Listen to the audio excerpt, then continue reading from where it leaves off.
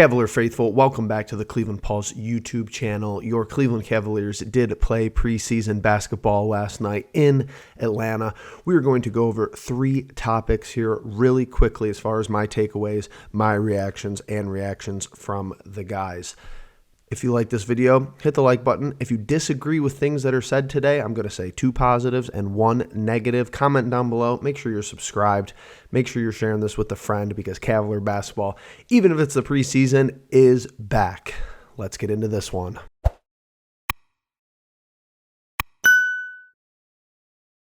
All right, topic number 1 that we are going to get into right now is pace of play. Last night, the Cavs played at 120 pace in the first quarter with their main rotation, 106.5 for the full game. In comparison to last year, the Cavaliers 30th in the league at 96.27 for their rating. Now, I think that a lot of people had issues with this last year, specifically because we're a younger roster. You have the young legs, you have athletes at the majority of the positions. Why are we playing so slow? I think this is something that JB has put a huge emphasis on this offseason, and you saw it in the first quarter last night, the distinct change. Now, 120 pace in the first quarter with their main rotation, aka their starting 5.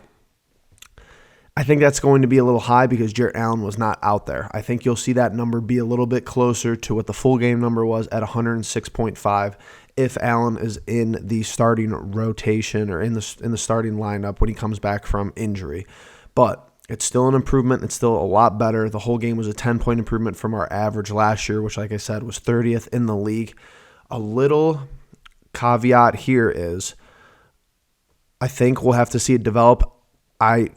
It's one game, but I think Darius Garland had a little bit of an issue adjusting to this pace of play, which doesn't really make sense to me. He should be the guy who's out running the court, going coast to coast, getting a rebound and going all the way with his athleticism, finishing at the rim. I don't know if that's what was hindering him last night. He didn't look necessarily like himself. I'm wondering if that's a new implementation of the offense. I'm certain DG is going to be fine, but it's just something to monitor. Maybe the pace of play is affecting his style of basketball. Topic number 2 for this video right here, and I think that this is going to resonate with some people, and it is my negative out of the 3 points for this upload.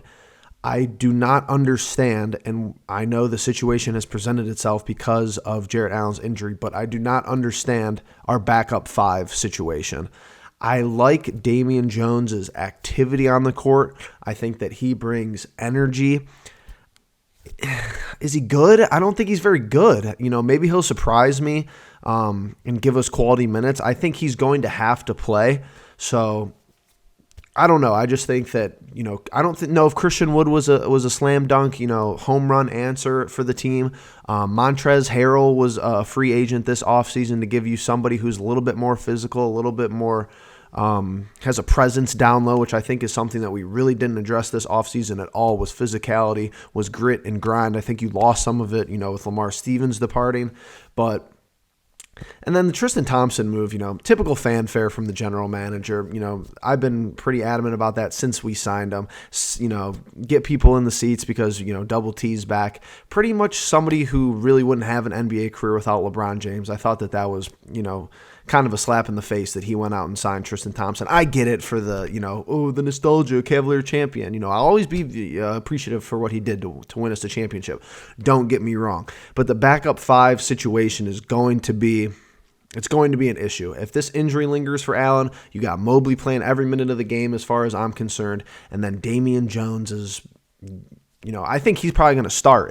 Let's say it's opening night and Jarrett Allen can't play, I think Damian Jones is going to start next to Evan Mobley. I don't think Strus at the 4 is extremely viable, matchup dependent obviously, but my one takeaway from last night, and it's only one game, the backup 5 situation is still looking pretty ugly.